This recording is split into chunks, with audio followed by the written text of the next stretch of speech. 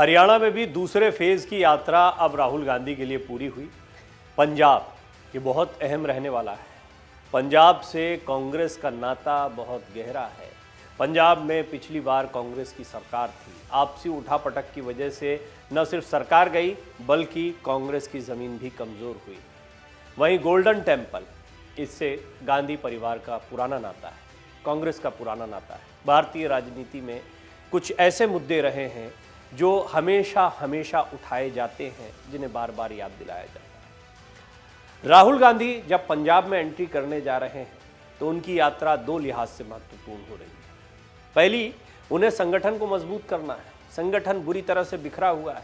कांग्रेस ने एक तरीके से पंजाब में अपनी ज़मीन को खोया है।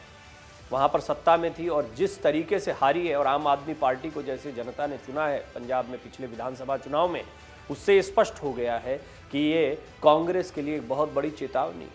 संगठनात्मक तौर पर राहुल गांधी को पार्टी को मजबूत करना है। दूसरी महत्वपूर्ण बात यह है कि राहुल गांधी को उस इतिहास में अपने आप को एक बदले हुए गांधी के तौर पर रखना है, जिस इतिहास को कई बार विपक्ष की तरफ से कांग्रेस के खिलाफ इस्तेमाल किया गया। लिहाजा राहुल गांधी अपनी यात्रा की शुरुआत गोल्डन टेम्पल पर मत्था टेकने से करने जा रहे हैं। कांग्रेस नेता राहुल गांधी की हरियाणा में 5वें दिन की भारत जोड़ो यात्रा अंबाला कैंट से होते हुए जंडली पुल के जरिए अंबाला सिटी सैनी भवन तक पहुंची और यात्रा के दौरान राहुल गांधी के साथ फिल्म अभिनेता और कांग्रेस के नेता राज बब्बर भी दिखाई दिए। अंबाला हरियाणा के दबंग गृह मंत्री अनिल विज का गृह जिला है, जहां पर राहुल गांधी चाय के दौरान लोगों से बातचीत करते भी दिखाई दिए। राहुल गांधी लोकसभा चुनाव के चलते अभी से भाजपा के गढ़ में सेंधमारी की प्लानिंग में जुट गए हैं और अगले साल 2024 के अंत तक विधानसभा चुनाव होना है।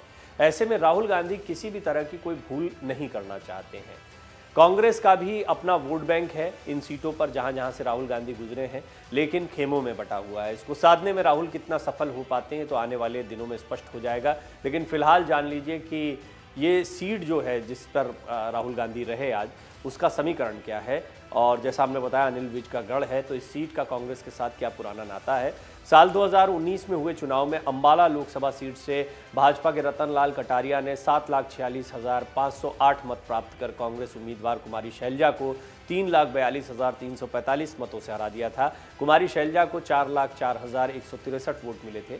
अंबाला लोकसभा क्षेत्र में इस बार जहां 16 उम्मीदवारों की जमानत जब्त हो गई, वहीं 7,943 मतदाताओं ने नोटा का बटन भी दबाया।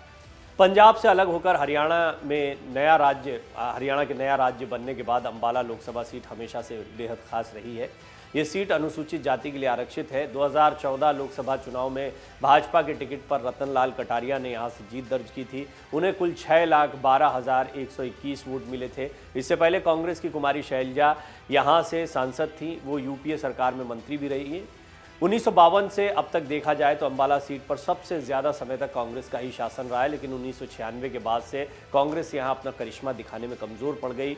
11वीं लोकसभा के लिए हुए चुनाव में ये सीट भाजपा और 1998 में बसपा के खाते तक में गई है।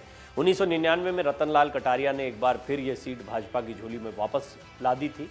हालांकि 2004 और 2009 के चुनाव में उन्हें लगातार 2 बार हार का सामना भी करना पड़ा, लेकिन 2014 में मोदी लहर के सहारे ये एक और दौर उनका देखने को मिला। उन्होंने यहाँ से एक बार फिर जीत दर्ज की।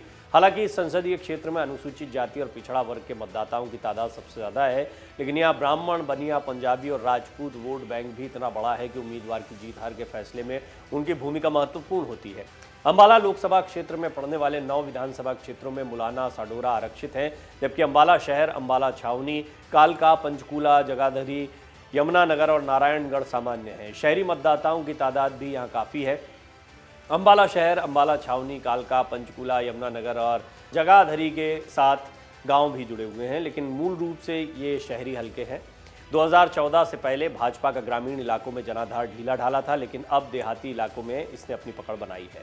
इन सब में खास बात यह है कि राहुल गांधी पहली बार अंबाला पहुंचे। हालांकि गांधी परिवार के तत्कालीन प्रधानमंत्री स्वर्गीय इंदिरा गांधी साल 1978 में और पूर्व प्रधानमंत्री स्वर्गीय राजीव गांधी वर्ष 1984-91 में अंबाला लोकसभा और विधानसभा चुनाव में प्रचार कर चुके हैं। वहीं नहीं, साल 2004 में सोनिया गांधी भी अंबाला कैंट के गांधी ग्राउंड में चुनाव प्रचार करने पहुंची थी। राहुल गांधी हरियाणा के बाद भारत जोड़ो यात्रा की शुरुआत अमृतसर में स्वर्ण मंदिर से मत्था टेकने के बाद करने वाले हैं। सूत्रों के मुताबिक राहुल गांधी अंबाला से सुबह 11:15 बजे अमृतसर स्पेशल एयरक्राफ्ट से अमृतसर जाएंगे और वहां स्वर्ण मंदिर में मत्था टेकने के बाद शाम करीब 4:30 बजे लौटेंगे। 11 जनवरी की सुबह दिल्ली अमृतसर NH1 पर शंभू बॉर्डर से पंजाब में अपनी भारत जोड़ो यात्रा की शुरुआत करेंगे और इसके बाद राहुल गांधी की यात्रा जालंधर से आदमपुर होते हुए पठानकोट की तरफ से जम्मू कश्मीर में प्रवेश करेगी। पंजाब और जम्मू कश्मीर में भारत जोड़ो यात्रा को लेकर केंद्रीय सुरक्षा एजेंसियों ने जरूरी इंतजाम कर दिए हैं। राहुल गांधी को Z+ सुरक्षा मिली हुई है, इसलिए सूत्रों के मुताबिक एजेंसियों ने पंजाब और जम्मू कश्मीर पुलिस से संपर्क साधा है। जिन जगहों से यात्रा गुजरेगी वहां की जानकारी साझा कर पुख्ता सुरक्षा इंतजाम किए गए हैं। दरअसल पिछले कुछ महीनों में इन राज्यों में जो घटनाएं हुई हैं उसको लेकर सुरक्षा एजेंसियां सतर्क हैं। हर लोकेशन की रेकी की जा चुकी है। मालूम होगी कांग्रेस ने चिट्ठी लिखकर दिसंबर में यात्रा के दौरान उच्च सुरक्षा व्यवस्था की मांग उठाई थी। इसके जवाब में CRPF का कहना था कि यात्रा संचालकों की ओर से सुरक्षा नियमों का पालन नहीं किया गया। यात्रा में हिस्सा लेने वाले Z+ सिक्योरिटी के साथ ASL यानी एडवांस सिक्योरिटी लाइजन VIP हैं, लिहाजा इन संवेदनशील राज्यों में सुरक्षा के इंतजाम भी उसी स्तर पर किए जाएंगे।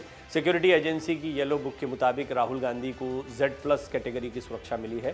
सूत्रों के मुताबिक उनकी सुरक्षा में advance security liaison, 58 commando, 10 armed static guard, 6 PSO, एक समय में राउंड द क्लॉक 24 जवान, 2 एस्कॉर्ट में round the clock 5 watchers 2 shift में रहते हैं। इसके अलावा एक इंस्पेक्टर या सब इंस्पेक्टर इंचार्ज के तौर पर तैनात रहता है। सूत्रों के मुताबिक VIP जहां ठहरेंगे वहां आने जाने वाले लोगों के लिए 6 फ्रिस्किंग और स्क्रीनिंग करने वाले जवान तैनात रहते हैं। इसके साथ ही round the clock trained 6 driver होते हैं। लेकिन राहुल गांधी इस समय पैदल यात्रा कर रहे हैं तो भी उनके साथ गाड़ियों का काफिला रहता है।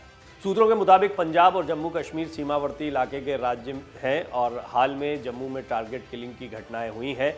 इसके साथ ही ड्रोन एक्टिविटी इन इलाकों में देखी गई है। यही वजह है कि यहाँ VIP को IB की थ्रेट परसेप्शन रिपोर्ट के आधार पर सुरक्षा के कड़े इंतजाम रखे जा रहे हैं। जैसा मैंने रिपोर्ट की शुरुआत में आपको बताया कि गोल्डन टेम्पल से एक पुराना इतिहास जुड़ा रहा है। पंजाब में एंट्री करने से पहले राहुल गांधी के खिलाफ नारे लिखे गए हैं, खालिस्तान समर्थकों की तरफ से इस तरह के नारे लिखे गए हैं।